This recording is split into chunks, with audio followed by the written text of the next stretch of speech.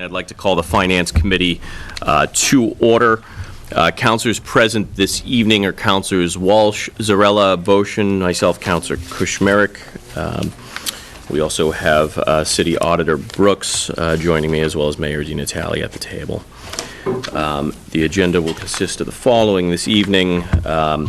We will take the orders first and then move into the community block grant recommendations from the mayor. If you were from a member organization or a department head with regards to the block grant, I'll allow you to come forward if councilors have questions for you at that time. We'll first hold a public forum. So I'd like to announce that FATV is conducting audio and video recording of this of tonight's meeting. Anyone who is here who wishes to record the meeting, I'd ask you to please identify yourself by name and address for the record at this time. Is there anyone wishing to record? Seeing none, public forum. If there is anyone in the audience who wishes to address the committee, you may do so at this time. You may speak on any matter on the agenda for not more than 3 minutes. I'd ask that you stand and state your name and your address and the item number on the agenda that you are here to address. Does anyone wish to speak at this time? Seeing none, we'll move to the agenda. 05019, order that there be and hereby is appropriated the sum of $125,000, same to be charged against available funds and credited to community development expenses, zoning ordinance update account for the purpose of procuring a consultant to assist in the updating of the city's zoning ordinance. We have a letter from Tom Skorowski, Executive Director of Community Development. Dear Mayor DiNatale, I respectfully request an appropriation of $125,000 for the procurement of a consultant to update Fitchburg zoning ordinance in accordance with the recently approved 2018 Economic Development Strategic Plan. The proposed changes will better align the Fitchburg's zoning ordinance to support increased economic development and are the critical next step for the plan, which was in July approved unanimously by the Fitchburg City Council. As you know, the plan recommended a detailed 5-year implementation plan, which outlines a series of goals and action items the city aims to achieve in order to achieve the plan. As the attached list indicates, a significant component of the implementation plan involves changes to the City of Fitchburg zoning ordinance, Chapter 181 of the Fitchburg City Code. The proposed work would involve both a feasibility analysis of the recommendations proposed as well as a subsequent ordinance revision. In addition, there are a small number of additional revisions the city would hope to make to the ordinance above and beyond those proposed in the plan. Although not directly proposed in the plan, given the efficiencies attached by securing a zoning consultant, I deemed it prudent to include those elements in the ordinance revision scope. We appreciate the mayor and the city council's continued support of the economic development planning in the city, whether through participation in the plan steering committee, which included 4 city councilors in the mayor's office, or the unanimous approval given to that plan in July. It is clear that our elected leaders support the community development department and its efforts to enhance the city's economic competitiveness and increase the city's tax base. I see it as the next logical step in that process, a short-term investment that will pay large dividends in the future as we work to remove regulatory impediments to increased investment in the city. If you have any questions related to this request, please do not hesitate to contact me. Sincerely, Tom Skorowski, Executive Director of Community Development. That was a mouthful. What a well-written letter. It was very well written, yeah. Questions from councilors? Yeah, I got a question. Councilor Boschman. That's the wonderful council vote on when that girl was sitting in the front with you? Correct. Monica Lamboy from the EMS Boston Collins Institute. Now, may I ask you a question? If some of that issues, if we come along, we're going down the road and we see some that we don't like, can we change it? Absolutely, and that's why what I indicated in the letter was the first step is really to look at the feasibility of all the recommendations proposed. So, as an example, somehow it worked its way into the action plan that we should look at floor area ratio and how we calculate that within our zoning. Other communities have that. We don't have anything like a floor area ratio, so we don't need to remove it from our zoning because it's already not there. So I think there will be a fair amount of that, just kind of digging through, looking at the feasibility of what's proposed. And then, again, it's almost a constant struggle within, my department, city solicitor's office, the planning board, where we're continuously making very small revisions to the zoning code. I'm actually, after this, going to a planning board meeting where we're going to be talking about 2 more revisions. And I think the more we can just kind of get all of those together in one comprehensive rewrite, the more staff time we'll save in the long run. Okay. Counselor Zarella. I'd just like to thank you for bringing this forward because I've been on the zoning board quite a while, and since I came on and started digging into the zoning ordinances, it's been constantly in the back of my mind that at some point someone needs to take a hard look at a comprehensive review, and particularly with regards to the zoning map. That's something that I feel like we really need an outside consultant for, because that takes expertise. Drawing a zoning map is not something you can just do intuitively, sit down with the mayor and say, okay, I think this type of business would look good in this area, and, it doesn't work that way. So I'm glad to see this go forward, and I would love to remain in the loop going through the process. Great. I'd entertain a motion at this time. I'll make a motion, ZBA now I'm in ZBA mode. I will make the motion to grant order 5019. Second. I have a motion and second to grant 05019.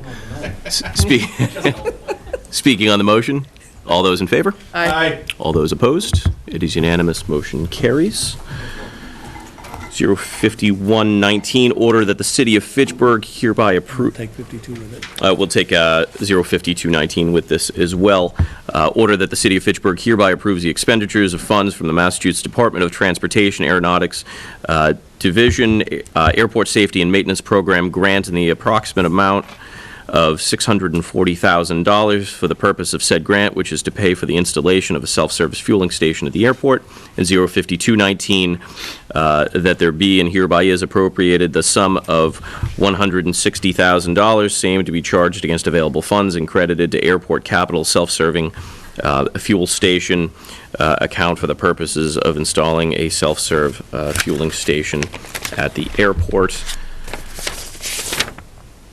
And the attached correspondence is Mayor DiNatale, the Massachusetts Department of Transportation Aeronautics Division has offered the city an airport safety and maintenance program grant in the amount of $640,000 for the design and installation of a self-service fueling station at the Fitchburg Municipal Airport. The total cost of this program will be $800,000. The MassDOT A grant will be paying 80% and a local share of 20%. The local share for this project will be $160,000. The self-serve fuel facility will provide fuel 24 hours a day, holidays and weekends when fuel will normally not be available at Fitchburg. This project is just one part of a larger capital improvement plan at the Fitchburg Airport that will help make the airport self-sufficient and profitable in the future. On behalf of the Commission, I ask that this grant be accepted and we fund the local share of $160,000 at your earliest convenience. Thank you and the City Council for your consideration. Best regards, Scott A. Ellis, Manager, Fitchburg Municipal Airport. President. Speaking on the motion, Councillor On Boschman. the motion, I'd like to hold 052-19 and put it to the council as a whole. Reason being that we're going to be well over $300,000 that we gave the airport from the beginning of the year, and in return, we're getting absolutely nothing. And Mr. Scott Ellis gave us a presentation a couple of weeks ago in front of us, and he talked about the lower end of the airport where they plan to put an industrial park at that end. And then he's also talked about on your left-hand side, if you're facing the airport on the left towards the wastewater treatment plant, solar panels. I basically believe that well over $300,000, that we ought to go and negotiate with the airport and say, we'll take the land, and once the solar farm is put into place, we get all revenues from that solar farm. Do I have a second? And why not? When will you have the second? Counselor, I do not have a second. Your motion fails. Counselor Zarella. I would like to note that unless I am misremembering, and some of my fellow counselors who were there can remind me if so, at the presentation we had regarding the grant assurances that we are bound to as part of the airport and the FAA grants and so forth, I believe the airport is not allowed to give away any of its land to us or give us the revenues from any of its investments and so forth. They must be reinvested back into the airport. Yes, sir. Well, first of all, I'd like to thank Mayor Di Natale. He was instrumental in lobbying the Lieutenant Governor in Massachusetts Department of Transportation Aeronautics Division to get us this land, and I'd like to thank him for that. To answer your question, you are right. We can't give away assets for the airport, and any revenue generated at the airport has to stay at the airport. However, we can reimburse the city through loan repayments or grant repayments for certain funds. So I think the way that Councilor Boschman was suggesting getting the money back for that is not right, but the city can recoup any money that they lend us. Thank you. Mr. President, may I ask a question? Counselor Boschman. If you're planning on developing the lower end for an industrial park, right? Mm-hmm. How can you not give it to us? Because you're already you're gonna put that up on the market to develop that area for an industrial park and have people put their own buildings on that property, their own buildings. Not the airport building, their own. They're gonna pay for it out of their pockets. Point of And they're gonna information. put it, what? They would be tenants of the airport, not owners of the land. They would be paying the airport a regular rental fee. Land lease. It would be Exactly, a land lease. Yeah. And that is allowed, but actually giving the land to us or giving the revenues to us or anything like that is not. How would you figure that they would pay us, just like they pay us for the hangars? Right, well, yes, yeah, I mean. Those the hangars that you're speaking about are privately owned. They lease the land. They pay the airport for the land, and then they pay the city the property taxes for the buildings that are on that land. But the land is still the airport's. I think we can take him for a ride, and I will not vote for this then. Counselor, for years, I've been hearing, how come the airport isn't self-sustainable? What moves will it take in order to get there? This council has asked for a plan from the airport and the Airport Commission to provide and to take steps to increase its self-sustainability and long-term financial feasibility of the airport. This council has also, my entire duration, asked why fuel sales have continued to go down. This provides a mechanism for self-sustainability and for an increase in fuel sales. Right now, we're competing against other local and regional airports that have these, and in fact, this will give us a leg up over some of our peers to increase fuel sales. So we can't ask for a plan to self-sustainability and to help their finances and then say, no, you can't take any steps in order to do so. So it's one or the other. Either we ask them to continue operating underneath the city's budget, or we give them the tools they need in order to make money and to become self-sustainable. So I feel like this is that logical next step, and this is something you've been talking about for a while. I feel that this is the right move in order to move the airport's budget and self-sustainability efforts forward. Councilor Walsh. I agree. I think this is one component in a revenue-generating plan And I think we're getting $800,000 worth of investment for $160,000. To me, that's a no-brainer. I mean, I don't know how you turn that down. So I would be in favor of this. Counselor Boishman. I understand that, and I don't like to throw money away either, but over $300,000 is not my money to throw away. It's the taxpayers' money, number one. Number two, nobody, he came in with a plan, but nobody has showed any of the council what economic benefit it's bringing to the city, not even you or him came. Now, he's going to point out, we get $14.6 million in economic relief from the airport.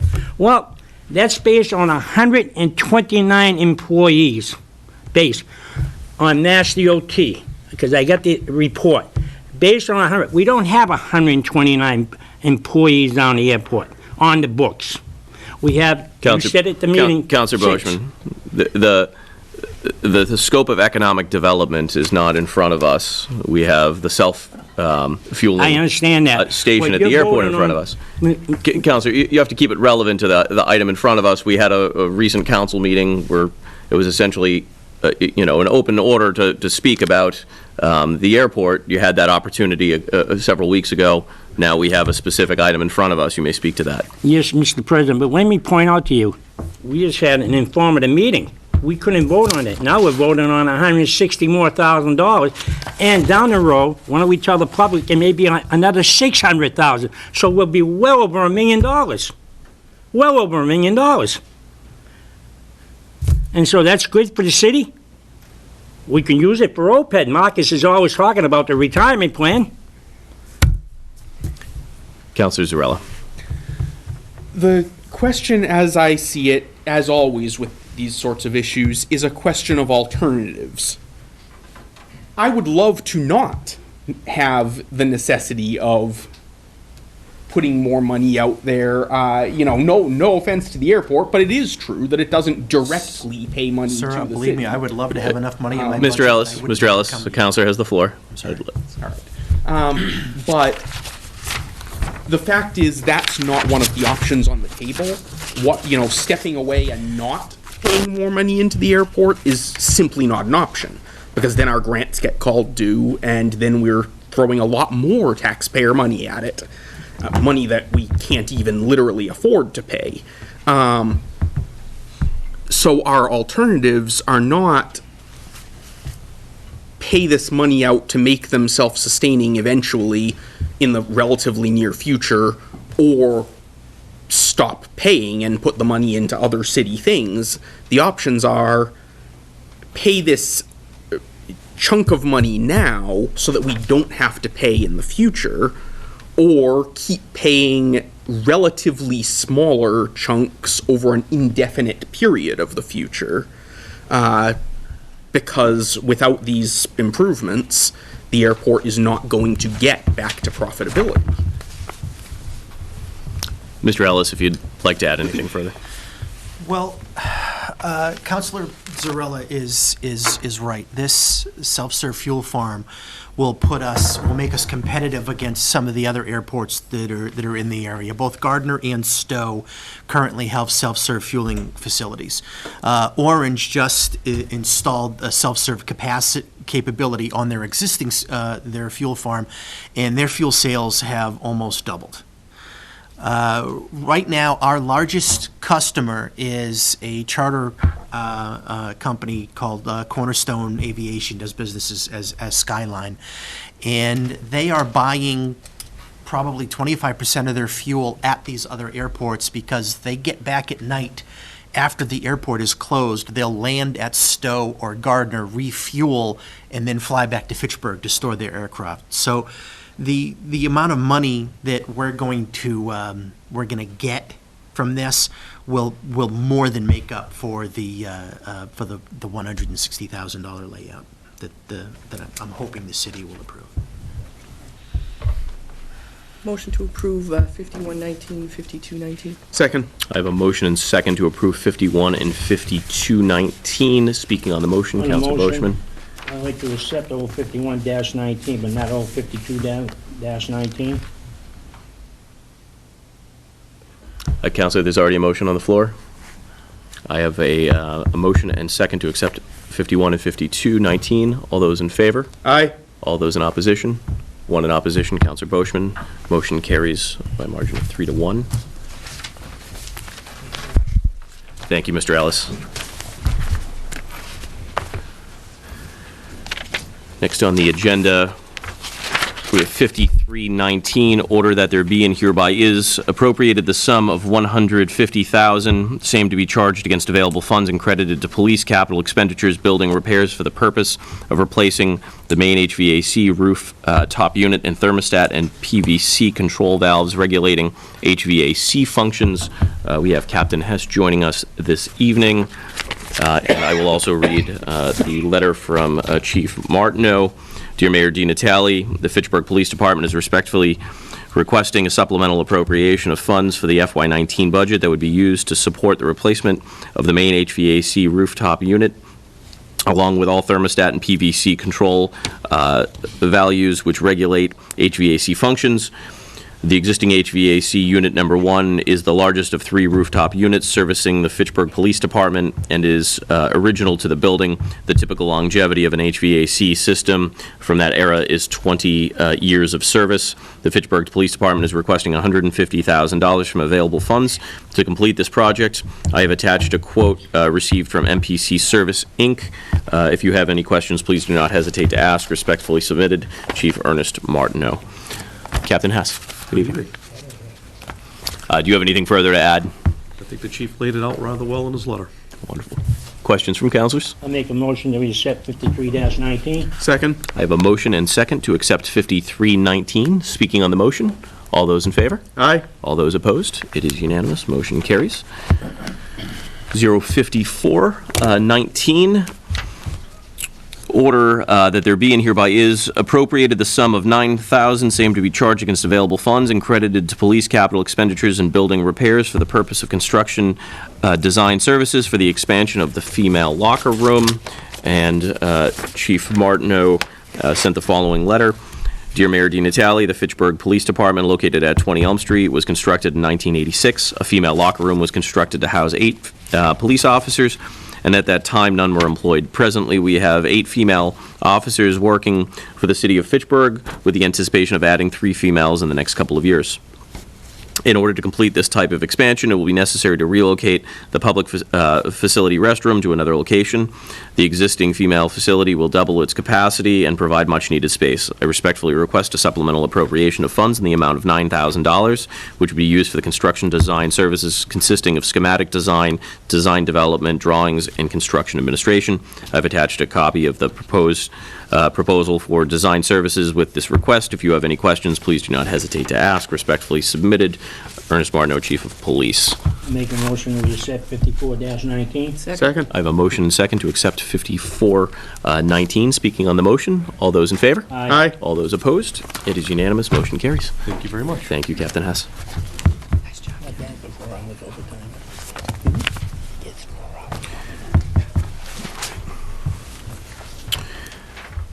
5519, order that there be and hereby is appropriated the sum of $190,000, same to be charged against available funds and credited to the Department of Public Works Capital Street Repair for the purposes of repairing and repaving city streets.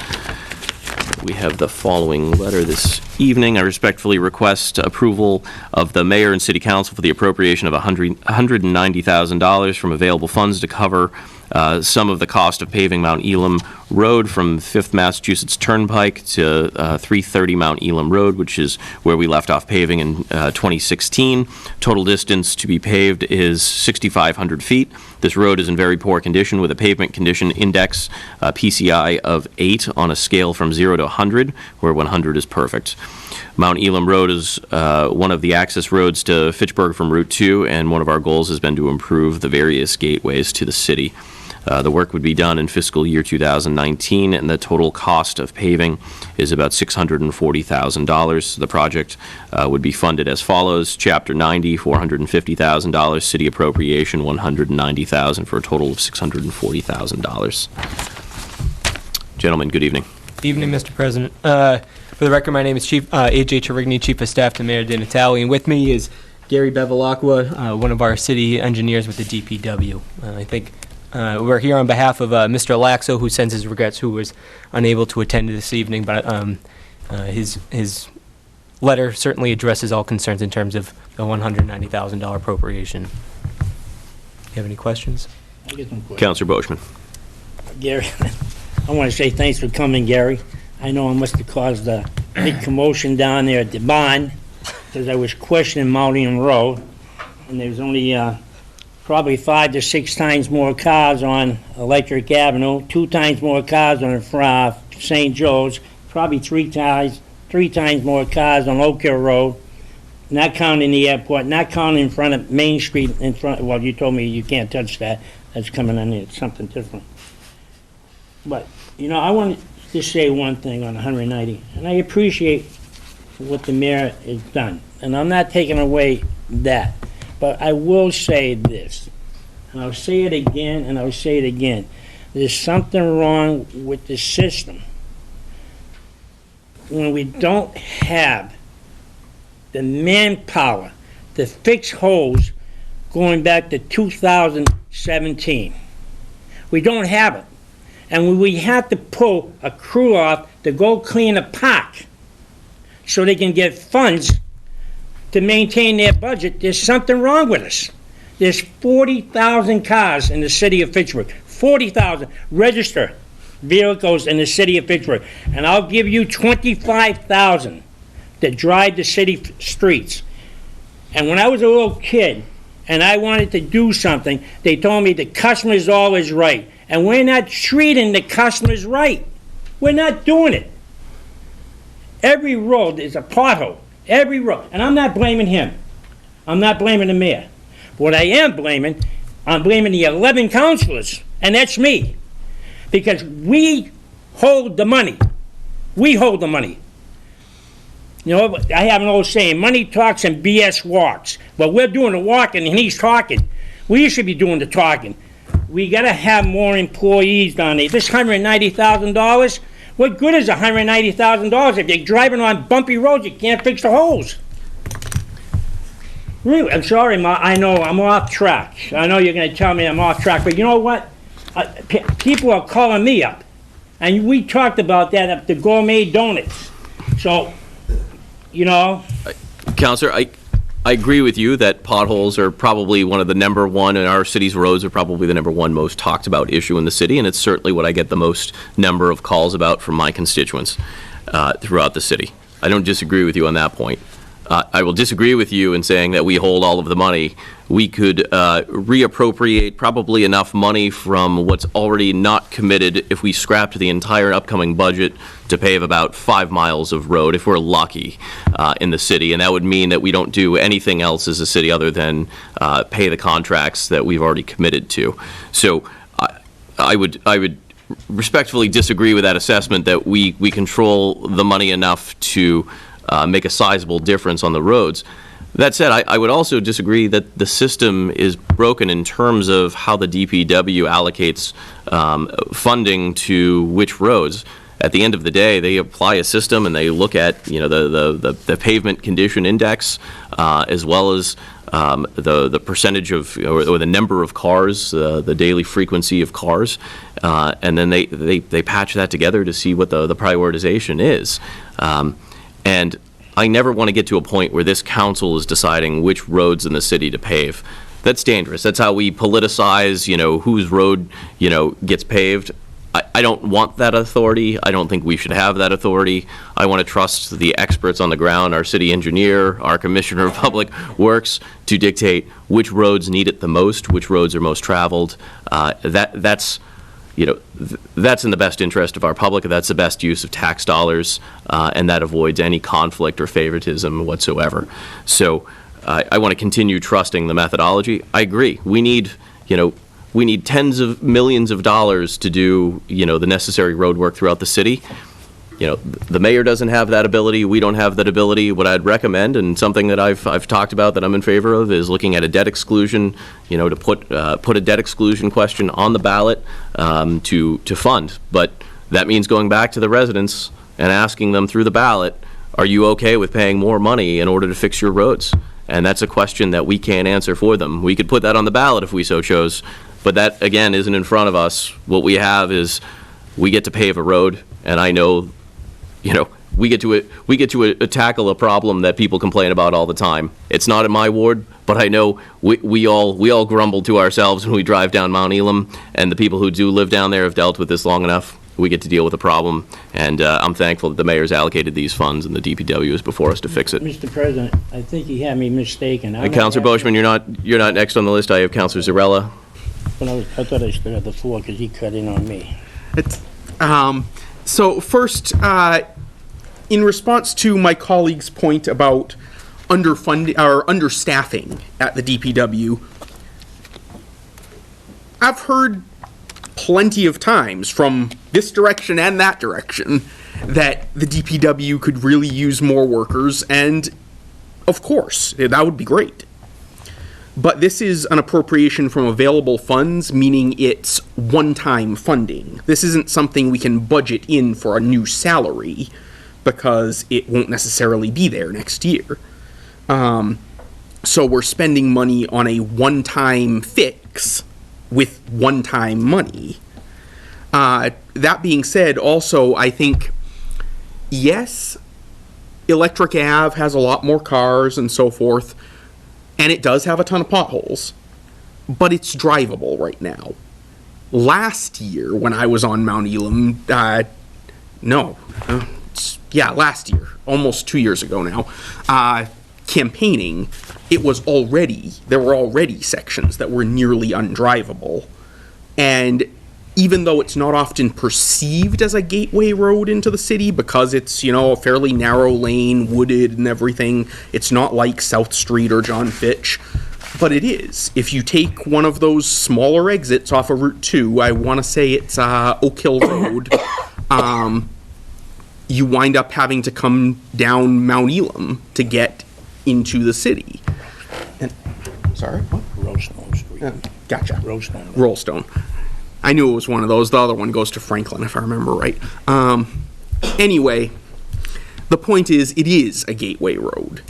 Whether it's one of the more prominent and visible ones or not isn't really the point. We don't want any of the entrances into the city to be essentially obstructions to people wanting to come in. If they say that it's one of the worst roads in the city, an 8 out of 100, then that's where I want the money going. If we've only got the money to pave however many feet of road, then that's good by me. Councilor Walsh. This is in my ward, and I've heard from a number of residents on Mount Elam Road who have requested that either the potholes be fixed or that the road be repaved, and I just want to say thank you for spending this money to fix Mount Elam Road. I know they'll be happy. Councilor Boishman. I want to make it very clear, very, very clear, because you all get it wrong. I'm not looking to pave any roads. What I'm saying, that he's given us $190,000, and I'm very appreciative of that. What I am saying is this. Prime example I'm going to give you. Chestnut Street, I called up for a whole month about 2 potholes. The council across the aisle on the 4th week hit that pothole that I complained about for 4 weeks. A big pothole. And he blew 2 tires. It was at a cost of $700. They don't have enough manpower to fix the potholes.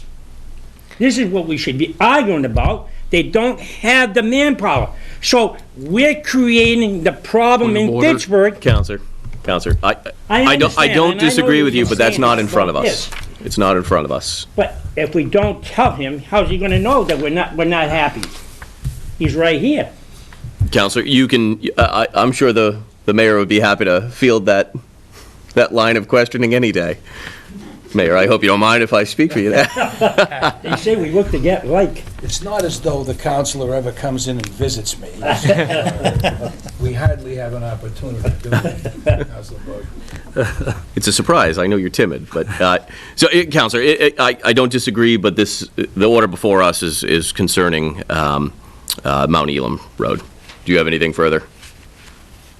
Well, you keep on shutting me off, so this, what's the sense of going on? Forget it. Catch a gun. Motion to approve 5519. Second. I have a motion and second to approve 5519. Speaking on the motion, all those in favor? Aye. All those opposed? It is unanimous, motion carries. Mayor, would you kindly pass those down to the councilors? Thank you. 5619, order that there be and hereby is appropriated the sum of $35,000, same to be charged against available funds and credited to the Department of Public Works Capital Arbor Way for the purpose of designing repairs to the Arbor Way retaining wall. And the attached letter is I respectfully request approval of the mayor and city council for the appropriation of $35,000 from available funds to cover the cost of designing repairs to the Arbor Way retaining wall. An 80-foot long section of the wall has collapsed. The wall is 24 feet high, and the collapse involves the upper 5 to 10 feet, endangering the stability of the road, which serves two businesses. The repairs will be complicated because of the type of wall that is involved, which has horizontal anchors extending 21 feet into the road embankment. The wall repair will also require removal and reconstruction of the road embankment and the wall on the opposite side of the road. Thus, engineering work will include determining sequence of demolition and construction work. This will include coordinating with affected businesses so that their disruption to their operation is minimized, designing road embankment, pavement, and drainage, plans for dismantling and rebuilding the wall on the opposite side of the road, designing temporary support for the subsurface utilities, designing repairs to the retaining wall. Gentlemen, anything further to add? No. That's Questions from councilors?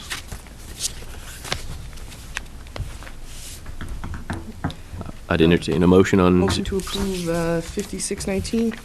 Second. I have a motion and second to approve 05619. Speaking on the motion, all those in favor? Aye. All those opposed? It is unanimous, motion carries. 05719, order appropriating $88,000, same to be charged against available funds and credited to the Department of Public Works Capital Building Renovation for the purposes of designing and installing a new roof over the DPW office building. An attached communication. I respectfully request approval of the mayor and the city council for the appropriation of $88,000 from available funds to cover the cost of designing and installing a new roof of the DPW office building at 301 Broad Street. The DPW building was renovated in 1985, some 34 years ago, and that project included a new roof, which remains to this day. The roof has outlived its expected life and is starting to leak. This endangers the electrical equipment that supports our engineering and office staff, causes damage to the floor and ceiling tiles, and increases the likelihood of mold problems. Anything further? No, sir. Motion to grant 5719. Second. I have a motion and second to grant 05719. Speaking to the motion, all those in favor? Aye. All those opposed? It is unanimous, motion carries. Do you want to take 58, 59, and 60? Because they're all Sure. transfers and they're on the same. Okay. Councilors, we'll take, if there are no objections, we'll take 058, 59, and 6019 at once. Three separate letters, though. No, the thing Is it the same letter? Okay. That's the right. Yeah, all right. Perfect.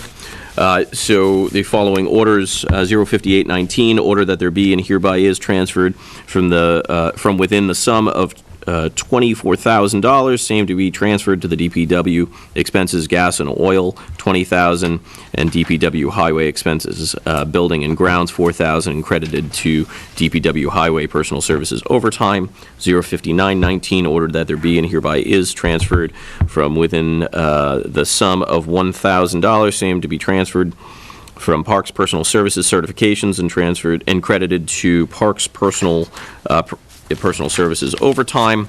And 06019, order that there be and hereby is transferred from within the sum of $3,000, same to be transferred from Cemetery Personal Services labor and credited to Cemetery Personal Services overtime. And Move to approve all three. I have a motion and second to approve 058, 59, and 6019. Speaking on the motion? Oh, speaking of motion. Speaking on the motion, Councilor Boishman. Probably, AJ, can you answer this? Possibly, that's, The DPW highway personal service overtime, is that for the last snowstorm? no, this is not for the snowstorm. That's number 58-19, correct? Right. That's for, 58-19 is for emergency call-ins, special events, and change from contracted in-house custodial work. So, Mr. President, may I ask him a question? You may. So, when they have a special event, we don't charge for labor on that, on these, to the people that hold the special events? Say, Well, I want to block off Main Street, and I'm the university, and we want to block off Main Street. So we got to call the DPW and to come in and block it off here and block it off here on overtime, 4 hours or 8 hours. I would Taxpayer assume, pay or the people holding the event pay? typically, I would assume this is for public events that are being held. So it would probably be city events that are being held that he's charging against. So in other words, when they had that thing at the senior center over the weekend, and there was a DPW crew, a couple of guys out there putting up horses in front of the Grove Ave and Wallace Place, and they were on overtime, probably 4 hours of overtime. We're closing down. And who pays? Is the Oh, taxpayer? that question, I don't know what account that was charged against, or if that was part of the public assembly form. So that would be more of a question for Mr. Lapso. Okay, all right, thank you. Yep. Okay, I'm all set. Counselor Zarella. I just wanted to briefly note that my haste in moving to approve these was solely because they're just transfers from within one section of the budget to another. Correct. And I trust that the departments know where in their own budget they need the funds. I have a motion and second to grant 058, 59, and 6019. Speaking on the motion, all those in favor? Aye. All those opposed? It is unanimous. Motion carries. Mayor, I'll give those to you. 06619, petition to amend Chapter 44, Section 10 of the Code of the City of Fitchburg by deleting the current rates for temporary seasonal employees and adding the attached table of wage rates. We have the enclosed communication. I respectfully request the approval of the mayor and city council to amend Chapter 44, Section 10 of the Code of the City of Fitchburg by deleting the current rates for temporary seasonal employees and adding the attached table of wages, wage rates, rather. The Recreation Director was advised by the Human Resources Director that the minimum wage in Massachusetts has exceeded some of the wages that were set by city ordinance for seasonal employment. As of January 1st, 2019, the state minimum wage was increased to $12 an hour with additional increases over the next 5 years, which will ultimately bring the minimum wage to $15 an hour. This prompted the need to propose new wages for seasonal and temporary employees for the Recreation Division, as well as the Streets, Engineering, Cemetery, Parks, Water, and Wastewater Divisions of the Public Works Department. Certain positions will be paid at the minimum wage rate, while others will be paid at higher rates because of greater responsibilities or education requirements. Also, we need to remain competitive to attract good candidates. So the attached table shows the minimum wage rates per the existing pay ordinance and proposed wage rates for the various positions that we plan to fill over the next 5 years. Good evening, Ms. Davis. Good evening, President Kishmarek. Do you have anything further to add beyond the letter? Questions from councilors? I would entertain a motion. Motion to grant, yeah, go ahead. Go ahead. Motion to grant 6619? Second. I have a motion and second to grant 6619. Speaking on the motion, all those in favor? Aye. All those opposed? Oh, no, I don't oppose. It is unanimous. Motion carries. Thank you. Thank you. Thank you, councilors. I'd like to make a motion, we adjourn? Counselor, we have the Year 45 Community Block Grant application. Oh, I forgot all about them. I thought that was what you were talking about when you told me I wasn't going to make my meeting on time. Can you pass that one down? Thank you. All right. So, councilors, what we'll do here is, It's not. I think we'll take these by groups of the certain funding groups of the Year 45 CDBG. funding. So I'll start with the communication. Dear President Kushmerek, in consideration of the recommendation of the Planning Board and comments by various citizens regarding the Year 45 Community Development Block Grant CDBG, I hereby submit to the City Council the following Year 45 CDBG application for your review. Attached, please find Year 45 estimated funding, Year 45 funding requested, and Year 45 funding recommended. The Year 45 Consolidated Plan must be submitted to the Department of Housing and Urban Development no later than May 15, 2019, to ensure that funds will be available by July 1, 2019. And in order to meet the submission for deadline for Year 45 CDBG program, comments must be received by the City Council's March 19, 2019 meeting. Sincerely, Stephen L. DiNatale, Mayor. So, councilors, I believe you've all received this packet. We'll start with the overview for funding requested for the following groups: public facilities and improvements. Again, this is requested $492,725. Public services, $209,000. Economic development, $80,000. Rehabilitation and preservation, $120,000. Clearance activities, $300,000. Planning and administration, $230,000, for a total requested line of $1,431,725. The funding recommended for Year 45 is as follows: public facilities and improvements, $281,000. Public services, $147,000. Economic development, $75,000.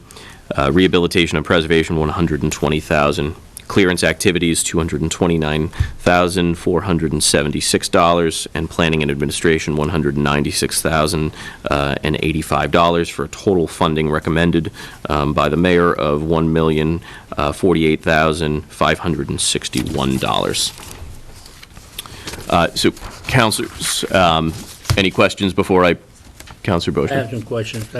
For specific line items, or for the overall? We start. I want to ask some questions in the beginning. For the overall funding? Right. Okay. Mr. Skrowski, if you wouldn't mind joining us. And if you have before you field Councilor Boschman's question, if you have an overall preface to the program, feel free. Now is as good a time as any. I see a lot of sub-recipients here at the table, and I want to make sure we give them adequate time to speak. I think, you all have seen, what we have in front of us today. I certainly didn't want to make any of the cuts that we had recommended, and then in turn the planning board and the mayor's office.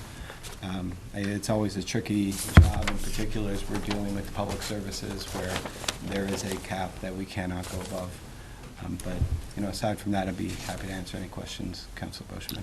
Okay, yeah, I do have a couple of questions for you. You don't have, over here, it says amount to be determined. We don't know yet how much we're going to get? We generally don't know until late spring, summer. So last year, just as an example, we actually underestimated our entitlement. I think the previous year as well.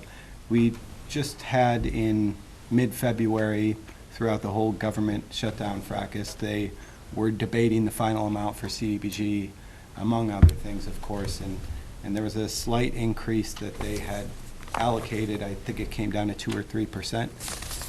But again, that's for the whole country, and then it gets allocated according to a formula accordingly. So this would be an estimate, kind of assuming a base, more or less a base level transfer from the year prior.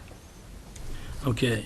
Now, as I read the front page here, the one you received in the package, reprogram funds, what is that, reprogram funds? So reprogram funds actually are part of the reason why the year 44 award looks slightly higher than the year 45 entitlement here. And it's basically funds that have been, whether it's from a revolving fund like a loan fund, or in some cases it might be something that wasn't spent down from a year prior, and that would be the case for year 45. So we've got about $66,000 that basically amounts to a series of smaller line items. I'm sure that Liz Murphy or Cindy Dalton would be happy to tell you particularly which lines those were, but we just felt we were at a point where we wanted to clean up our budget a little bit and take the smaller items, put them all together into that 66,000, which then we're able to, that will be added to our entitlement amount. But again, it's important to note that 15% public service cap is only applicable to the entitlement, not the entitlement plus the 66,000. And then we're doing on the revolving funds. Anticipated program for July 1st, you get $60,000, then you get $150,000, then you get, I'm gonna round it off to $70,000. What are these, loans that we have out there? Correct. That is loans. All right, Program income. all right. Mr. President, I reserve the right to ask some questions out there. I don't want to hold everybody up. There are some other questions that I do have to ask on this. Absolutely. So, Counselor, we'll go, we'll essentially go group by group, and if you have specific questions within that group, that'll be each time. So, and then certainly, Mr. Skrofsky is here for the duration, so any questions? He is the lucky recipient of many of our questions and statements this evening.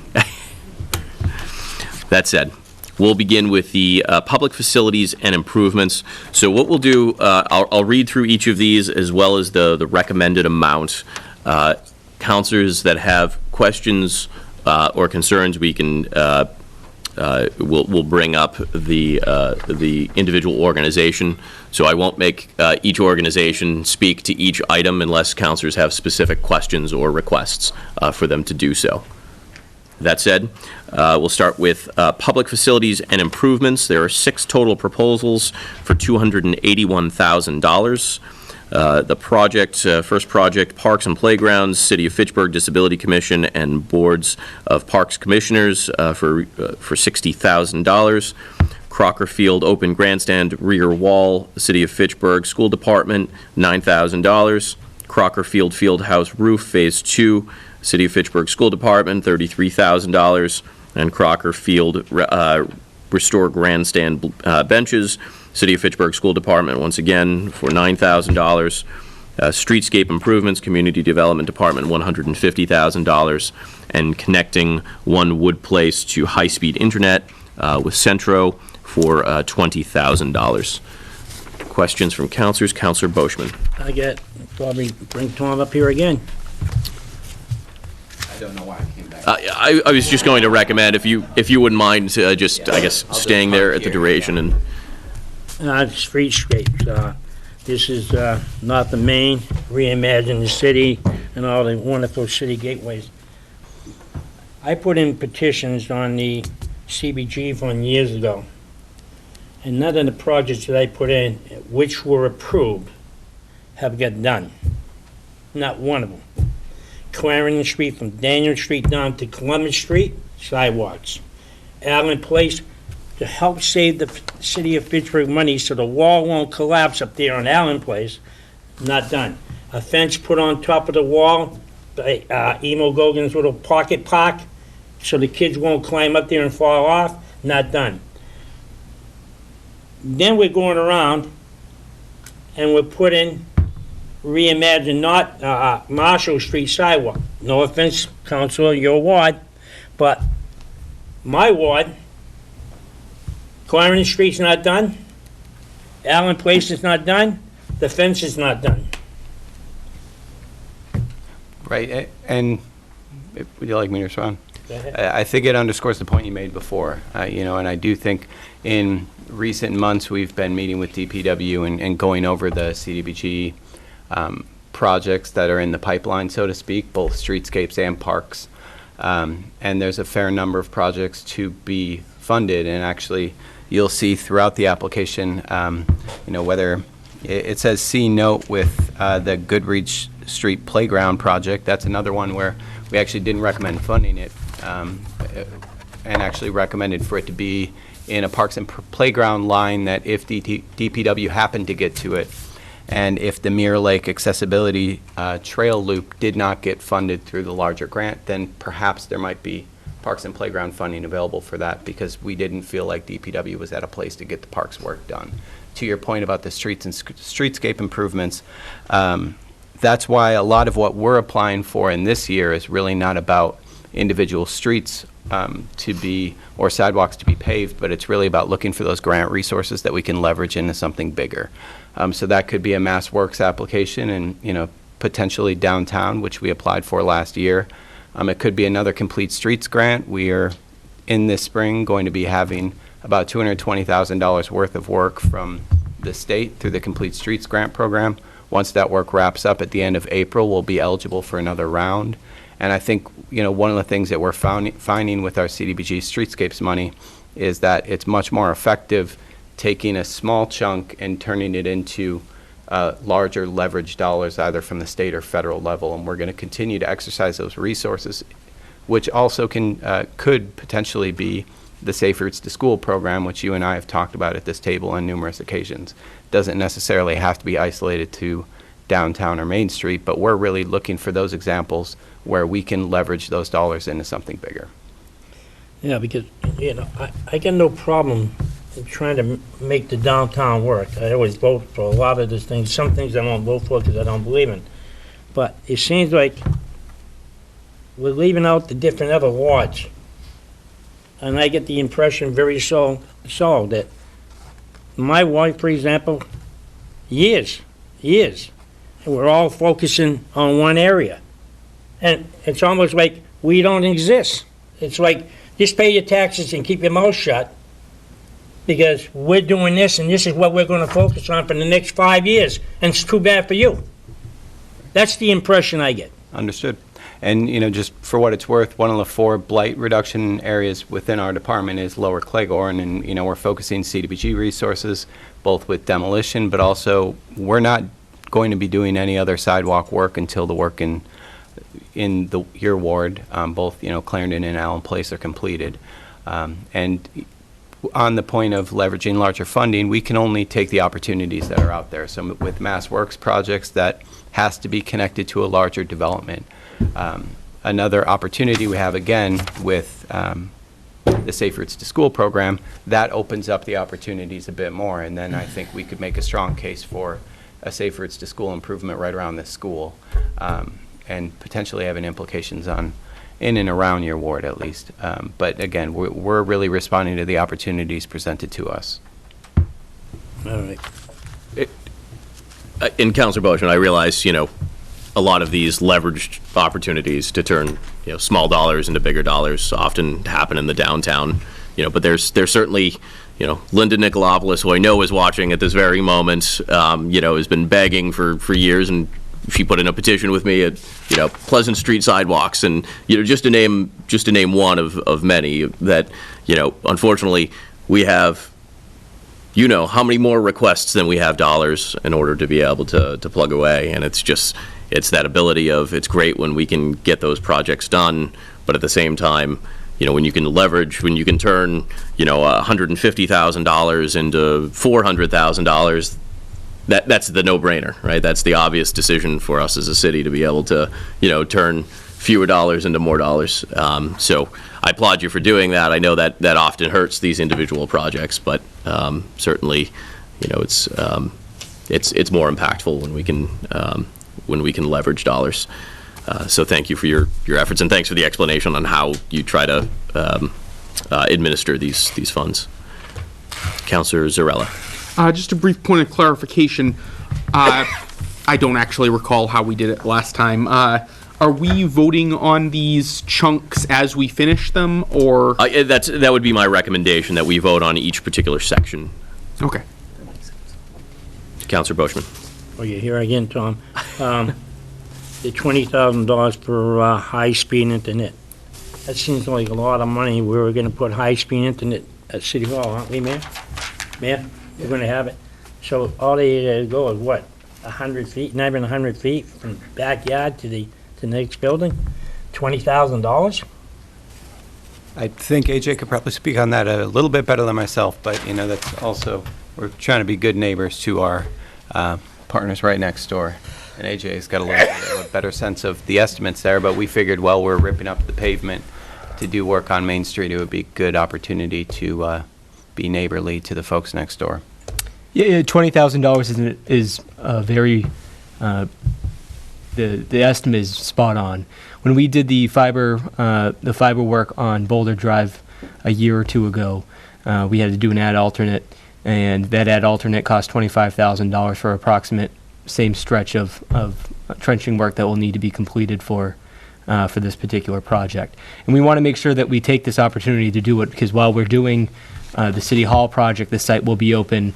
They'll be able to gain access at the same time.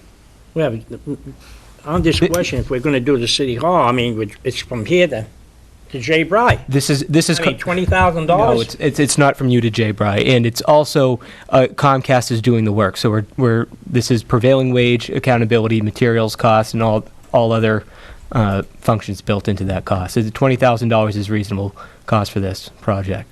Oh, yeah, we can't say, is this the best you can do, and talk a little bit? So this project is negotiated between, first of all, Comcast doesn't negotiate. Second of all, this project is not being constructed by the city, nor is the project being overseen by the city. The project's being overseen by Centro with their relationship to Comcast, and the city is helping not only through the CDBG, but also giving the opportunity for site access during construction for City Hall. All right, okay, that's enough, thank you. Move to approve this block. Second. I have a motion and second to approve the public facilities and improvements for the 6 proposals totaling $281,000. All those in favor? Aye. All those opposed? Counselor Boishman, you're in favor Yes, of I am. approving? Thank you. Motion carries 4-0. Next, we have public services with 7 total proposals totaling $147,000. The first is Street Homelessness Intervention Program, sponsored by Our Father's House, for a total amount of $28,000. Next is Clegon Center After School Program Summer Camp and Youth Business Incubator, sponsored by Mock Inc., $15,000. Spartacus Program, Montechusett Regional YMCA, $10,000. Drug Enforcement Patrol Program, Fitchburg Police Department, $60,000. Transportation Services to After School Program, Project Learn STEAM, Boys and Girls Club of Fitchburg and Leominster for $16,000. Family Pathways Project, Montechusett Interfaith Hospitality Network for $8,000, and Fitchburg Homelessness Prevention Project Community Legal Aid, $10,000. Am I the only one who's gonna talk tonight? I got a couple of questions. Sure. I'd like to say something. Which First- organizations would you like to start? I don't know, I don't see him here tonight. MHIN? Do we have? Okay. What's that? So unfortunately, they can't be here this evening. If members of the Community Development Office would like to speak to it, I don't know if. Okay. Geez, you know. Good evening, Ms. Dalton. I wish they were here. I'm not a fan of them, but You considered maybe that's why they didn't come? Ms. Dalton, good evening. I was going with the book you gave us, and I was reading a lot of these things, especially on the MHIN. And what I don't understand, it says in the book, the homeless families that we serve have been deemed ineligible by the state. We're such a liberal state, I mean liberal, and they're saying that they're ineligible. And I was gonna ask you, what do you mean by ineligible? If the state's not doing it, there's gotta be more than meet the eye. I can't speak to the state eligibility for individuals. It would likely come down to what's happening with each individual family. But there could be any such reasons for cutoffs for eligibility that MIHN is filling in those gaps. That's what our nonprofits do. They fill in the gaps. No, could you answer me on that? Counselor Boishman, I believe if you'd like to yield your time. Go ahead. Go ahead, my friend. I would be happy to yield the floor back to you when I finish. I'd just like to note that before I went off to law school, I worked in legal services in Worcester. and I became familiar with the way the state handles income eligibility and things like that for aid programs. There is a substantial lacuna, a donut hole, essentially, in the funding formulas and the eligibility formulas, where you're too poor to handle things on your own, but the state thinks you're too rich to get any funding. Now, this is completely aside from the question of, how much should we spend on public services? How should it be determined? The point is, there is that gap there. There is a substantial chunk of the lower middle class that can be in dire financial straits and yet at the same time not qualify for any state aid because perhaps they have a car that's worth too much and their asset number is too high, but they can't get rid of their car because then they won't have a way to get to and from work. Or their house is worth too much, but it won't actually sell for the amount they need on the open market. The state just says it's worth that much. It's situations like that where in this case, obviously it's not the house, otherwise they wouldn't be in this program, but you know what I'm saying, you get what I'm saying. There are situations where people are too poor to make ends meet, but not poor enough to get state assistance. And it would be my guess that that is what this program is aimed at filling in. But if you record a law, your guess doesn't count. Thankfully, I am not wearing that hat tonight. I yield the floor back to my colleague. The other thing, as I've been reading through these social programs, one, Father's House for one, as a matter of fact, the Fitchburg Sentinel had an article with Kevin McCain in the front page. And according to here, are these programs here telling the city of Fitchburg that we're not doing a good job educating our students because they don't know how to budget and save? They don't know how? According to Mr. McLean, big emphasis on, we got to teach them how to budget. Big emphasis here, we got to teach them how to budget. So, are we lacking something here on the educational front so we can alleviate these problems? Before I have you, we have a representative from our Father's House. I'd like to welcome you up and field this question. I'm going to ask questions for you. So the article you're referencing, I didn't write the article, not sure how they worded it, but what that was all about was typically when people are struggling paying rent, and an agency steps in, we also want to talk to them, we want to address the issues of how come you're struggling, what are your priorities? So I'll give you an example. I think the article did talk about a guy that was panhandling and he was having a hard time making rent. So took a look at his income, took a look at his outcome, what his expenses were, and we tried to identify some issues of what's more important, his $130 a month cable bill or his rent. So that's the education part. And it is. The clientele I work with are making poor decisions on paying bills. So that's the education part. So that's not addressed at, I think you said students. I'm not helping any students get into housing. I'm helping basically people who are on the verge of homelessness, homeless prevention, or people who have been homeless. Yeah, because, like I said, every one of these, almost a lot of them say this exact same thing, and I highlighted it. A development for budget and saving of the utmost importance. Of course. And so we're doing something wrong. No, We're literally doing something wrong. I guess I'm kind of hearing that backwards. So I'll give you an example. When people are staying at the shelter and they're working, we require them to go out and figure out budgeting with our case manager. We require them to save 70% of their disposable income. And what that shows them is how to pay bills. So you're right. I mean, if you're ending up at a homeless shelter or homeless outside, you have an issue with paying your bills. You need to be educated on how to pay your bills. Counselor, you're also assuming that, each of these individuals went through the Fitchburg public school system and then end up, homeless down the road on the streets. That's not always the case, so it's probably is unlikely to be the case.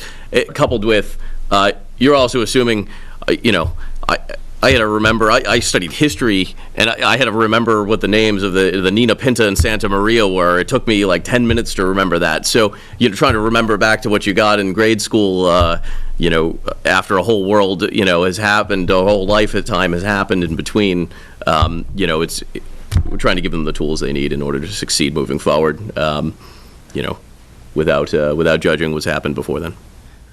Yeah, and the other thing I want to ask you is, according to the MHIN, they have here job search, resume writing, and job acquisitions. Well, what do we have the unemployment office for? I know they got a different name, but it used to be the unemployment office here, and they teach you how to write resumes. They show you how to go job searching, and they also show you how to get a job, and they even take you into class and tell you how to speak, so you'd be really impressive to the man in front of you. I just see some of this stuff, and I say to myself, a lot of duplicate programs where we already get it down there, and that's what their job, that's what we're paying big money down there, and they're on the system down there, not these poor people, the people at the unemployment office. I pay big money for them, for their expertise, and that. But, I guess that's gonna be it on the MHIN. I'm not in favor of the MHIN, I'm sorry, I'm not a fan of the MHIN. And our father's house, you're on the endangered species list for me too. But I wanted to just say on the father's house, I read in the paper that you do find, you keep on emphasizing that there's 70 people. You said that in here in the year 44, and then you say it in year 45. And then you talked about the big chaos down there in Lawrence, Lowell, and Andover. The big fires, and it spilled over, and some of them came up, some of the unemployment people came up here. Well, I was talking to somebody, I find it very hard to believe that some came up here, because what I saw on the news, these people were doing a marvelous job, and I'm not pro-business, but this company was doing a marvelous job. They were making sure people had places to go. You saw on TV, they had trailers, they would even put them up in hotels. So I said to myself, why is he writing that in there when it's not, We did try to build a wall, but we couldn't stop people from coming in. Oh, you tried to build a wall? No. We have no control over who comes in. Is that right? Yeah, I understand that, but you know what, Kevin, I told you this before, and I'll say it again. They built a place down on Route 70, it's called Kimball Farms. It was non-existent, but if you go down there every summer, the place is mobbed, because people, when you build it, they come. So if we're the only shelter around, and we keep on building it bigger and bigger and bigger, they're all gonna come. So we And I'm gonna solve, and I'm trying to solve the state of Massachusetts problems, and the city of Fitchburg. And I talk the way I do, and the reason why I talk the way I do is because I really think, in my heart, that people are now taking advantage of the people of Fitchburg. That's how I feel. They're not trying to help. They want to bring them to Fitchburg because the people are here in this city, and I'm not doing this for an election, but they're very nice, and they're very warm, and they're very kind-hearted. So, come to Fitchburg. We don't care where you live, come to Fitchburg. So on that note, Counselor, we don't accept people from Lake Worcester. We only take people at the shelter that can prove that they're from the area. So, and we've never expanded on beds. We expanded to 28 beds in 1989, and we haven't added any more beds since then. Because, well, that day I went out with you, that night with Tom Donnelly and I and Mike Donnelly, and I stopped and talked to a kid. The kid was from Boston, Yeah, and he was outside, not in the shelter. but he was going in at 9 o'clock, because that's when the doors open, he told me. Yeah, Because well- I asked him what was wrong with him, not being nosy. He says, I'm sick. I said, well, I am too. I said, why aren't you working? He says, I can't. But that, I don't want to go into detail. Yep. But, Do you have any further questions for no, Mr. McLean? that's it. I guess that'll be it. It's, I completely disagree with that approach with the homeless shelter, saying if you build it, they'll come, and that's causing or attracting homelessness to an issue. I don't think anyone wants to be homeless. I refuse to believe that, and, it's all well and good to say that from, a warm room on a, 20-degree night outside, but, I had my father who was homeless through a winter, and when I was a college student. So I didn't really have the option to put my father up in a house, and he slept in a car under a bridge for an entire winter. And, nothing brought that issue closer home to me than realizing every night I was going to sleep in a warm dorm while my father was, sleeping, moving around between parking lots and under bridges, because he had nowhere else to go. And the city, he was in Chelsea at the time, they were out of services and out of beds. And, that's often a neglected population. And, no one felt bad because, well, he made these choices. Well, he worked for 55 years, he was a union carpenter, and he couldn't afford it. And the one thing he could do was, was pay for my mother to make sure she had what she needed to survive night to night. So, these aren't choices, and every family ends up in their own situation, and every individual ends up in their own situation. And I'd like to think that when a Fitchburg resident, or a lifelong Fitchburg resident, ends up in a situation, whether they were born here, or whether they came here at 10 years old or at 50 years old, that there's a place for them to stay on a night like tonight, and that they don't have to shuffle around between bridges, by the river, and train tracks. That's not right. This is our city. We get to control what happens in this city, and we should make sure that people not only have a facility to go to, but have the means to be able to rise above it and go beyond that.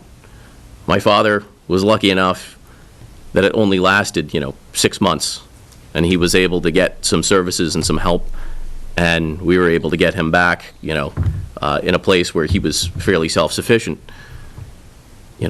Not everyone has access and advocates to do that. And I think we're fortunate enough to have a program that aims to do exactly that.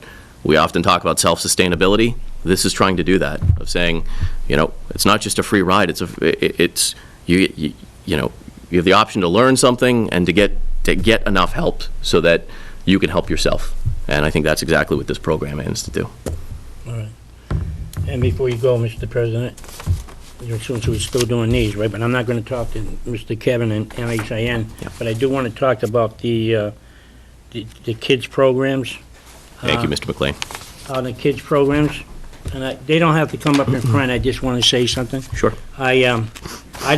I'll say it again, I've been saying it for the last 6 years since I've been on this, I don't believe that we spent enough money on the kids' programs. I don't believe we spent enough money on the Spartan program at the YMCA. I don't believe we spent enough money at the Boys and Girls thing. If you read in the paper, they got a grant today, $269,000, I believe, $289,000. And I don't believe that we spent enough money on in my ward, on Mark, the United Neighborhood Quagon. But I noticed that we always spend $60,000. I'll say it again, I keep on repeating it, because I remember when I was a kid. An idle mind is a trouble mind. And it's very simple, very, very easy to get in trouble when you're young. And especially when you're hanging around with the bigger kids. You can get in a lot of trouble. But if you have programs like these programs that they have, we wouldn't have to give $60,000 to the police department on drug problems, because they'd be actively involved in the science program that the Boys and Girls Clubs are going to venture in. And the Mark program down in Claygon, the Spartan Club, which does a really good job. We don't spend enough money, and everything that I read or I saw on TV, if you invest in the youth, there's nothing but positive things that happen. But we don't. We took my ward, we cut it from $55,000 to $15,000. We went up a little bit on the Boys and Girls Club to $16,000, and the Spartan Club was $10,000. But that's all I have to say. I think we're making a big mistake. I think we should be investing more money in those programs and less money in the drug enforcement patrol program. And I know we have a drug problem, but how are we going to resolve that issue? And you can do it when they're young, right there. Mayor, you wanted to speak? Yes, thank you, Mr. President. I just wanted to publicly state for the viewing public, to make sure they understand that the street homeless program that we funded through the efforts of our father's house is something that this administration focused on because we had a growing homeless population. Mr. McLean's done an outstanding job being accessible to me at my administration because he's a pro. He knows what he's doing. And I think we've made great strides. He has outstanding instincts and also plans for how we can address this. It's a difficult program, Counselor. It's a difficult problem, I should say, and not one that's easily solved. $28,000, is really meager when you think of what we could do. And you're absolutely right. The Spartacus program through the YMCA, Boys and Girls Club, I think you're going to be talking about them as well. Those are programs that are proven successes, and they will continue to be, and we'll do all we can to help them. But once again, you'll see in the CDBG Year 45 that we have far more requests than we have resources. So we have to make very, very difficult decisions and choices. And I would ask that you keep that in mind when we go through this, that we would love to fund everything. We think that's only right. And I turn to the federal government and say, look, this is an important program. CDBG has been around for 45 years and very, very important to certainly cities of Fitchburg, like Fitchburg. We talk about having, the census says we have 41,000 people. I would submit to you that we have more like 51,000 people in this city, if you include Fitchburg State University and some of the folks that we may not know about on paper. So we have those challenges. We're meeting them head on, and we'll continue to do so. And I think certainly the work that my community development people have done, they're here tonight, is exemplary, and we appreciate all their efforts this year and in the years to come. Thank you. Thank you, Mr. Mayor. Councilor Zarella. So, this whole past year, I've been sort of beating the drum on we've got to think long-term, we've got to think down the road and not just immediate gratification. And I stand by that entirely. Long-term needs and preferences need to take precedence over short-term benefits. But short-term necessities have to come even before that. You don't start upgrading your kitchen if you haven't paid your rent down, if you haven't paid your mortgage yet. You sock away little bits of money towards the kitchen while you're paying your mortgage regularly. And that's what I feel like we're doing with the drug problem, coming at it from the angle of the youth, as Councillor Boschman notes, but also the current enforcement. I agree. If we get kids into positive programs, it's proven that will work. That will help to keep a larger percentage of them out of trouble, which will keep more of them from becoming a crime and drug problem in the city down the road. But in the meantime, the existing problem isn't just going to age out over the next year or two. They're not just going to go away. As we wait for the new, hopefully better crop of people that we're trying to cultivate and educate to sort of replace them. People who are, and I'm not talking about people who have problems with drugs. They deserve compassion and aid. I'm talking about the people who are dealing, the people who are putting these poisons on our streets. We need to do something about them now, because they're not going to go away just because they look at the kids playing in the playground and say, look at all those positive, healthy young kids, let's move somewhere else.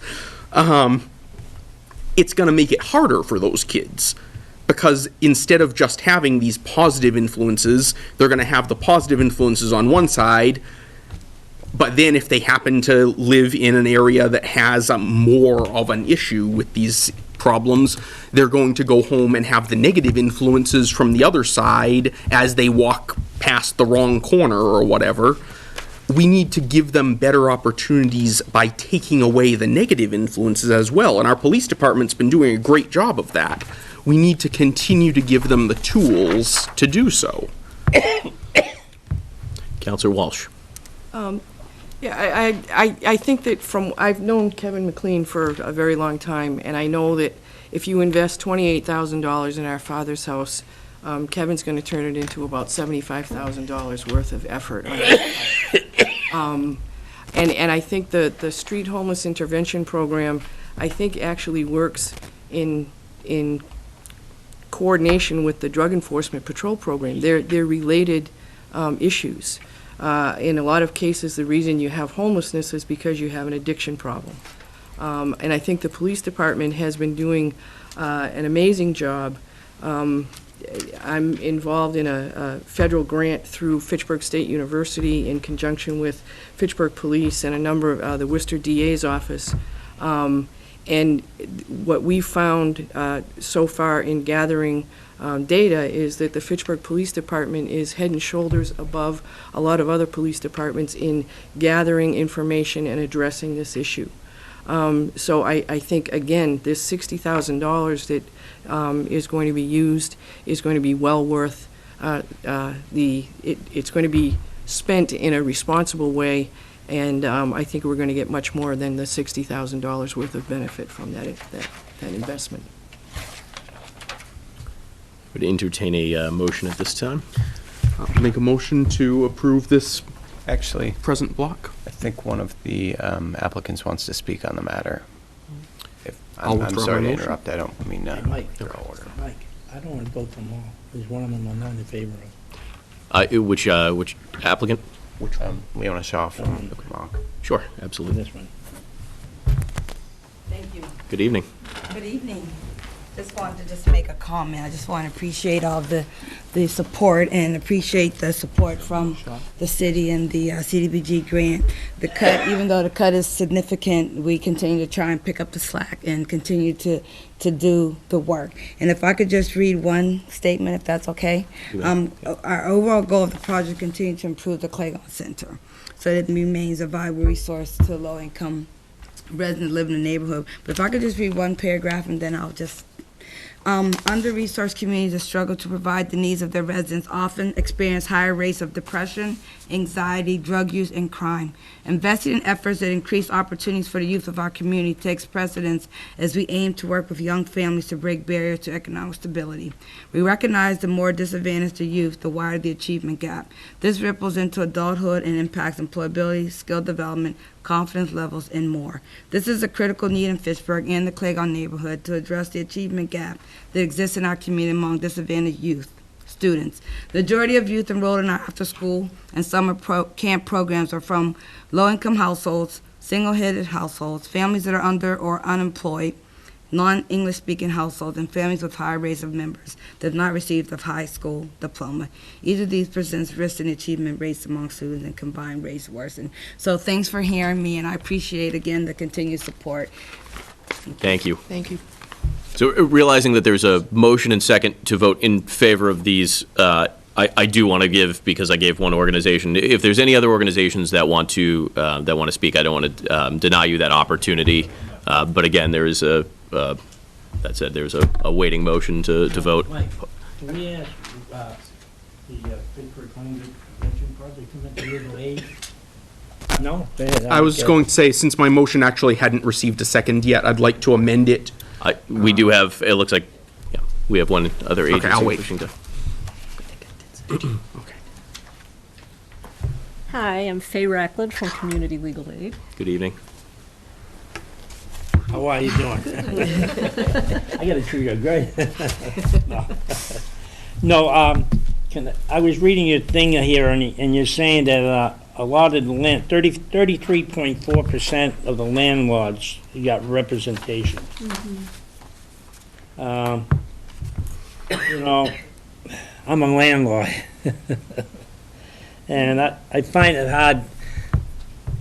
I just find it hard sometimes that when I see the people that do get evicted or getting out, it's because they don't pay their rent to the landlord, and I believe, I'm not going to speak for all, but a vast majority, I believe, work with the tenants and they try, and I know some people don't like the party, the thousands of dollars, and then they have to finally say, hey, we gotta cut ties here. It's time for you to find somewhere else, but you're not gonna catch up, and I understand you like to help. I like to help too, but I find sometimes I just wonder. I just wonder if we're creating more of a problem, because I read your thing in there, you want to make sure the housing stock is up to date, but I'm just giving him another $100,000 over there behind you for housing, to make sure the houses are livable and everything else. And then you want to come in too and do the same kind of work? Well, I think we do different work. No, we appreciate the money going to improve the housing stock. You know, I mean, there are a few things I want to kind of respond to what you said. The statistic about the landlords being represented in the tenants, that comes right from the housing court statistics, showing that many more tenants are unrepresented than landlords. But we fully agree with you. I mean, there's not enough lawyers for landlords either, especially those of moderate and low means. And we try to set up lawyer for a day programs. We started one in Worcester to have the private bar volunteer to help landlords for free while we help tenants. So we're working in partnership with the private bar to try to get resources to moderate and low-income landlords as well. You know, there are like a million reasons why people get evicted. We don't take every case that comes through the door. We're not like the public defenders, right? No one has a right to counsel in eviction cases. We sift through what's going on. We turn many people away because we think their cases aren't good. They do need to move on, as you suggest. But sometimes we are in a position where we can really help someone put together a way to stay and please the landlord at the same time. We are expert at getting assistance from various agencies to pay back rent. We're experts at getting services in to help a troubled kid who may be misbehaving. We're experts at getting other services in to help mentally ill people who need Mass Health to get on their meds, right, to pay for their prescriptions. So we try to do this kind of holistic service where we, while representing tenants, work as best we can to have a win-win situation come out of our representation. And sometimes landlords really are doing something wrong, right, and we're needed to right that wrong on behalf of the tenant. But as I say, everyone who comes in has their own individual story, and we try to look at the big picture while we're representing our clients who are the tenants to make sure that the tenancy is stable in the long run. Because no one wants a bad landlord-tenant relationship, right? If all we do is come in and stir it up and increase antagonism between landlord and tenant, that's no good for anybody. So we're really good at smoothing the path as much as possible. But as I say, sometimes we really do have to say, the landlord blew it, right? And we're going to enforce the tenant's rights. I don't know if that. Oh, you answered my question. I'll support you. Okay, thanks. We appreciate that. But, no, I was just wondering, you know, because I've been to housing court, I think, one time. Well, that's good news already. The less you're there, the better news it is. Right. And I just said, wow, you know, and when I hear the people that are getting evicted, the way they talk, I said, geez, I'm glad I don't have them as my tenant. Yeah, right. You know? But anyway, that's all I wanted to know. I want to say thank you very much. I'm not that bad of a guy to get along with either. I believe it. Thank you. But I do want to say, I don't want to vote for everything on here, this one. So at the request of my colleague, I would seek unanimous consent from the committee to amend my motion to take. I believe you withdrew your motion, so you can introduce a new one. Okay, I will introduce a motion to approve the block of grants excluding, you said just the Family Pathways project, which will be voted separately. I have a motion and second to approve all of the public services excluding the Family Pathways project by Montechusett Interfaith Hospitality Network. All those in favor? Aye. All those opposed? It is unanimous. Motion carries. Motion to approve the Family Pathways project for the MIHN. Second. A motion and second to approve the allocation of $8,000 for the Family Pathways project sponsored by Montechusett Interfaith Hospitality Network. Speaking on the motion, all those in favor? Aye. All those opposed? One in opposition. Motion carries. Counselor Boschman in opposition. So that was for the entire block that totaled $147,000 for the 7 proposals that the council just voted, that the committee just voted in favor of. Next, we have economic development. We have 3 programs for economic development totaling $75,000. The first is for the Small Business Technical Assistance Program, sponsored by New View Communities for $21,000. The next is for the Downtown Mural Project, sponsored by the Community Development Department for $24,000. And finally, we have the Fitchburg Downtown Coordinator, sponsored by Fitchburg State University for $30,000. Councilor Brochman, if you'd start at the top, do you have multiple questions for different agencies? Well, New View. Okay, just New View. So do we have a representative from New View with us this evening for the Technical Assistance Program? Yes. Good evening. Good evening. Ray Belanger, Director of Small Business Assistance at New View Communities. Now, Ray, how you doing? Good. My question to you, have you guys brought in any new businesses into the city at all? Yes. You have?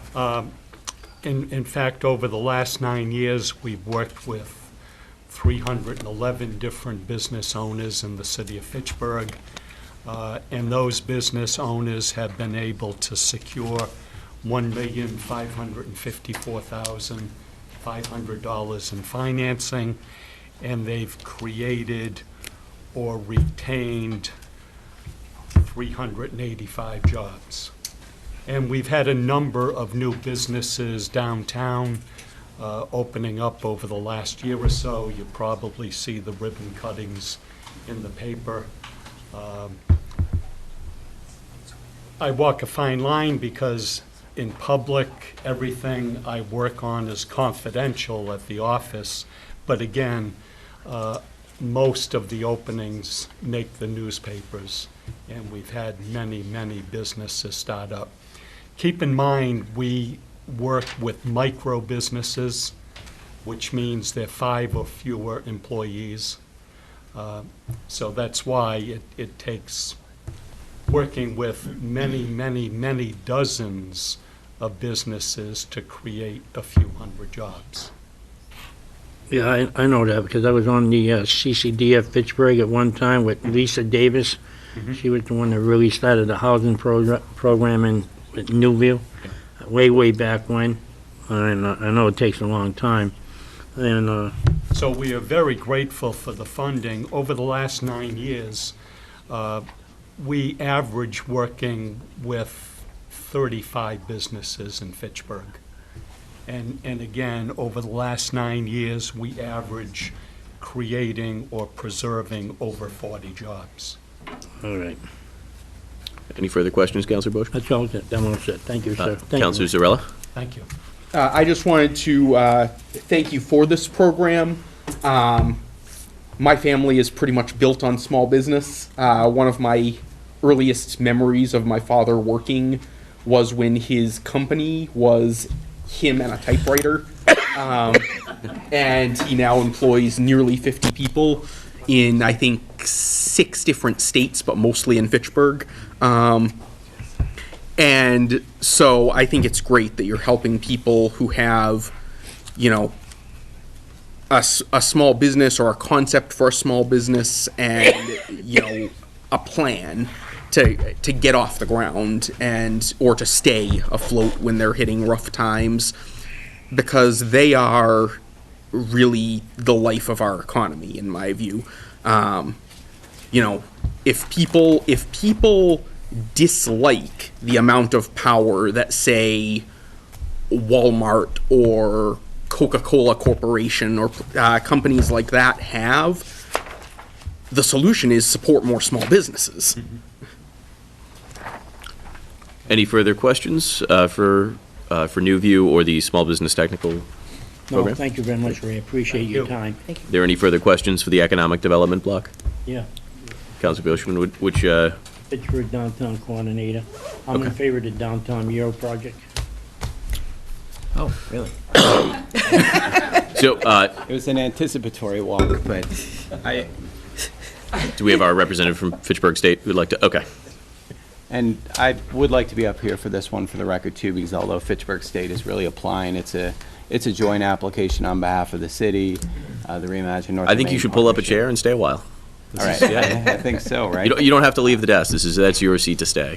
So I'll cede the floor to Joe, but, ultimately, this is about partnerships, and a lot of what we're doing downtown is about partnerships and collaboration, and so while Fitchburg State is the applicant, it's really a community effort, so I'll hand it off to you, Joe. Good evening, councilors. My name is Joe Ferguson. I'm Director of Reimagine North of Maine. I'm employed by the backbone agency of Reimagine North of Maine, which is Fitchburg State University. Frankly, we wouldn't be sitting here coming before you tonight with this application if we have not already built strong partnerships with the city and the other institutions that we work with in the city. We really feel this position will complement and activate the targeted area that we're looking at downtown. We feel like it will assist the city in meeting its economic development goals in their 2018 plan, and it aligns with a economic development priority in the consolidated plan, the 5-year consolidated plan, which is listed as a level high priority. Thank you for that introduction. Thank you. Councilor Boschman, you have questions? I do. I'm not in favor of this program. My question to you is, I noticed that the city's giving you, out of the CBG funds, $30,000.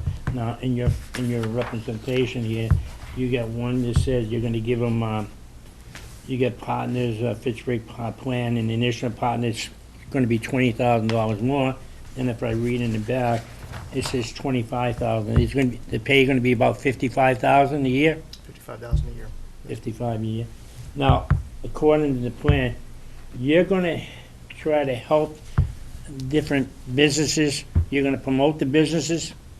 We will work with businesses to help them promote them themselves, which we've seen a need for. And also a bigger piece of this too is to tie it into the events and activities that are taking place downtown. So whether through our Economic Development Strategic Plan or through our Smart Growth America Next Steps memo, both of which, were developed with a large number of community members, businesses, and stakeholders. And in every single conversation I have that revolves around Main Street, there's this conversation about we need to have a better way to coordinate our events and to coordinate all the things happening downtown so it looks cohesive, so it doesn't look piecemeal, but it looks like part of a bigger effort, and that's really what this is all about. That's sort of the big picture view.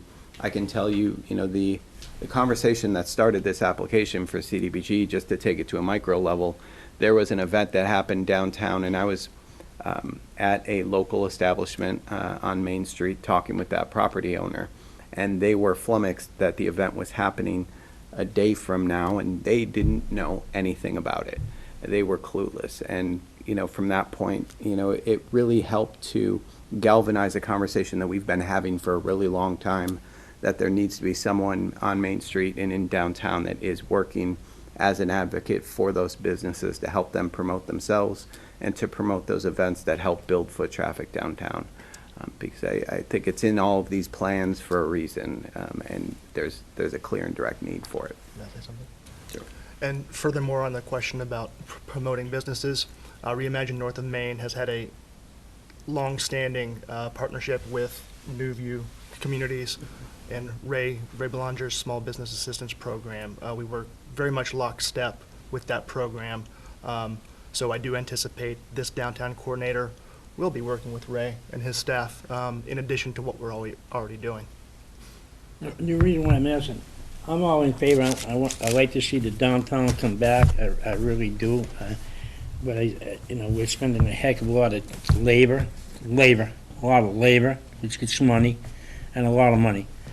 But how come we're not working first on changing the street from a one-way to a two-way? Why? I mean, I think the cost behind you. Councilor Boschman, this is economic development. Yeah, we already did that's the economic development, sir. I mean, you want me to give this guy $30,000 from CBG, and he's talking about promotion downtown, and all of a sudden, if we have to change the whole street and we're going to dig it up and we're going to be down for a year, who's going to come downtown? Really? Councilor Boschman, I don't think that even fits. I don't think the CDBG program would even allow us to use dollars and justify economic development that way, that would probably have to go under public facilities and improvements, a category that we already talked about. So if you have questions Well, or, if we're promoting, then if they can't use dollars, I'll ask the question, how can he promote his business because he's favoring one business on CBG funds? So Really? I like the way you think as with regards to two-way Main Street, two-way Boulder Drive. We're working diligently towards that, and that's actually part of what you approved in the streetscape funding. It won't cost $150,000. I sure as heck hope it, or wish it could, but it's gonna cost quite a bit more, a lot more zeros affixed to the end of that number. But we're going to use the MassWorks program and continue to try to do so, to leverage it in a larger grant funding to make something like that happen. If that does happen, if you've seen larger projects like that in business districts, one of the number one things that a business needs is an advocate for them to make sure that people know that those businesses are open, to make sure that foot traffic can continue, and business will proceed unimpeded. So assuming we do get that grant, and I certainly hope we do, this position will be needed. If we don't get that grant, we obviously still have the need here. And I take your point. We've got a lot of labor working downtown, but I think I would call that momentum, and I want to attach ourselves to it. Then what is Mr. Torres doing? Great question. So Francisco Torres, our TDI fellow, will be here for about 2.5 more years. So it's not a long-term sustainable solution. He is working on kickstarting some of that momentum, both on the capital side in bringing investors, businesses, and property owners downtown and getting them to invest in Main Street and connecting them with resources at the state and federal level. He's also helping to support some of the small-scale placemaking activities, but his position was never intended to be one that would manage downtown in the long run. And I think Mass Development in the state would tell you just as much. It's not their intention for that program. It's a 3-year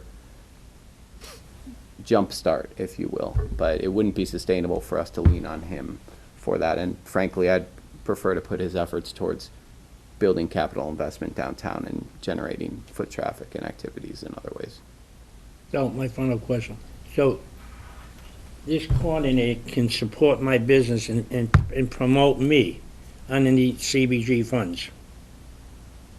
Am I right? Because you're saying, I'm gonna move downtown, and it's gonna say, Boschman has a mirror shop downtown, come on down and enjoy the fun. So it would look probably more like there is an event happening downtown, Paul Boschman Mirror Shop, why don't you sell your mirrors to your target audience?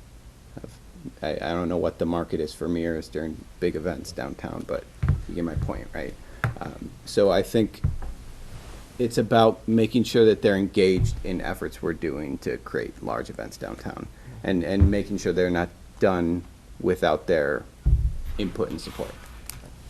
So all this that we're gonna do for downtown is perfectly legal underneath the CBG funds, right?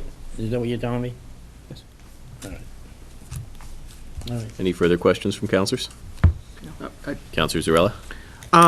So first, just as a point of clarification, I know this isn't what Councilor Boschman intended to imply, but for anyone who's watching and confused, I do not own a business on Main Street, and no entity affiliated with me is applying for any funding or assistance through this program. Anyway, so would I be correct in saying that 3, either exclusively or inclusively, 3 goals of this position, this is my attempt at summarizing, are to create an integrative partnership between Main Street business or downtown businesses and the city and the rest of the Reimagine North of Main community, to craft a unified identity for the downtown area, and to connect businesses with opportunities for growth and promotion. Counselor, I think you're absolutely right. The term comes to mind, connective glue. We do have a lot of silos, and how do we get people to collectively work together, going the same direction. So you're exactly spot on. Excellent, because that is, I feel, exactly what our downtown efforts need, is a sense of unity, a sense of branding, a sense that there is a Fitchburg downtown culture again, so to speak, as opposed to just these little islands that may individually be getting better, but that have no connection to one another. I think that's ideal. Thank you. Any further questions? No, I'm not done, sir, thank you. But I do want to vote for that separately. Motion to approve the first two items of this economic development block. Second. I have a motion and second to approve the Small Business Technical Assistance Program and Downtown Mural Project. Speaking on the motion, all those in favor? Aye. All those opposed? It is unanimous, motion carries. Motion to approve the grant of $30,000 for Fitchburg Downtown Coordinator. Second. I have a motion and second to approve the $30,000 allocation for the Fitchburg Downtown Coordinator. Speaking on the motion, all those in favor? Aye. All those opposed? One in opposition, Counselor Boishman. The motion carries. Motion we adjourn? We still have rehabilitation and preservation. Oh, You still got me. all excited. All right. Rehabilitation and preservation, we have two projects totaling, two proposals totaling $120,000. Code Improvement Board of Health for $100,000, and Critical Home Repair Habitat for Humanity, $20,000. Questions from counselors? On which item? Wait a minute. I'm all in favor of the board inspector on that one, yeah. That's a good idea. And the demolition we're talking about? We're not there yet. No, Okay. just these two. Oh, okay, no. And Habitat for Humanity. On the Habitat for Humanity, Mike, Do we have a representative from Habitat? Good evening. And if you wouldn't mind just introducing yourself when you get to the center podium. I'm Carolyn Reed with Habitat for Humanity, North Central Massachusetts. I think I asked you this question before, and I'm going to ask it again. This program is going to be citywide. It is citywide. Citywide. So if somebody in Upper Shea Street that's elderly wants something done, they can get a hold of you? Right, they submit an application, right. Oh, I should say my ward. They'll get mad at me for I used Upper Shea. In my ward, Upper Playground. Is this going to be a low-income thing, or is it going to have to be paid back the loan, or what? So we target homeowners earning 30 to 60% of area median income. We can go up to 80%, and with this particular program, we can go a little below 30%. Depending on the homeowner's income, we request that they pay the cost of materials forward to help us do more of these. Some homeowners are unable to do that, so we don't require it. Okay, that's what I want to know. I wanted to make sure I understood it. And how would one submit an application for consideration? So they can do it, it's available on our website, they can contact us, and we work with a number of local agencies to refer Wonderful. homeowners as well. Excellent, thank you. Is this almost like the lead program that the city has? The lead in your house? Is So that? we've partnered on that. We don't do any lead remediation, but we will partner with the city on that. Okay, all right. Motion to approve these two grants. I have a motion and second to approve the rehabilitation and preservation with two proposals totaling $120,000. All those in favor? Aye. All those opposed? It is unanimous, motion carries. Next is clearance activities, demolition, community development department, $229,476. I got a question. Counselor Boishman. Don't get me wrong, I'm gonna vote for this. First place, 137 Daniel Street, right across the street from 47. Louis Barber Shop. 147? 147. We've already got that on the list, so. We're currently working with the NICE committee on getting our vetted list for the next round of demo, which would actually be our year 44 funds, and that's on the list. Remains to be seen whether or not we do a significant amount of vetting from initial list to later on, but it's certainly in our radar, as are a number of other projects within Ward 2 and all the other wards throughout the city. Oh, yeah, and the one on Woodland Street, 8 Woodland Street. Okay, remember that, Mayor. Counselor, we can start going down the list. We can start comparing who's, whose list is more impressive here. Do I have a motion? I make a motion, we accept demolition for a price of $229,476. Second. I have a motion and second to accept the demolition and clearance, the clearance activities block. Speaking on the motion, all those in favor? Aye. All those opposed? It is unanimous, motion carries. And lastly, we have Planning Administration, one proposal totaling $196,085 for the CDBG Administration Community Development Department. Questions from councilors? Yeah, is there a possible way we can get that down to 150,000.085 instead of 196?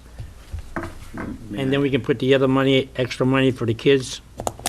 So if I had it my way, I would have already taken money out of streetscapes, or taken money out of demo, or taken money out of the downtown mural program and put that into the UNF line, or MOC, whatever you want to call it, the Cleghorn Center. We are not allowed to do that because of the 15% public service cap. And you are not alone in feeling a bit constrained by that. MOC used to be my former employee. I see the impact they make in this community. Their executive director, as well as many members of their executive staff, not only work but live in Fitchburg and make an impact on the community in which they live. They were the only ones that stepped up to the table to do something when things happened at the Cleghorn Center, and they deserve our praise and support. But within that $147,000 cap, I don't know what to cut. And I know the planning board and the mayor's office faced a similar challenge when they looked at that. I would if I could, but we can't, unfortunately. All right. I'll make a motion, we accept CBG Administration Community Development Department, $196,000.085. Oh, no, comma 085. An important distinction. Yeah. Second. I have a motion and second to approve Planning and Administration. Speaking on the motion, all those in favor? Aye. All those opposed? It is unanimous, motion carries. Motion to adjourn?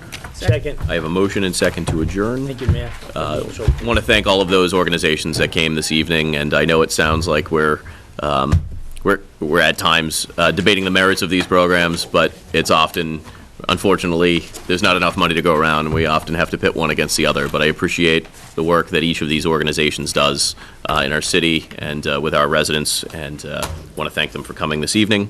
With that, I have a motion second to adjourn. All those in favor? Aye. All those opposed? We are adjourned. Thank you, councilors.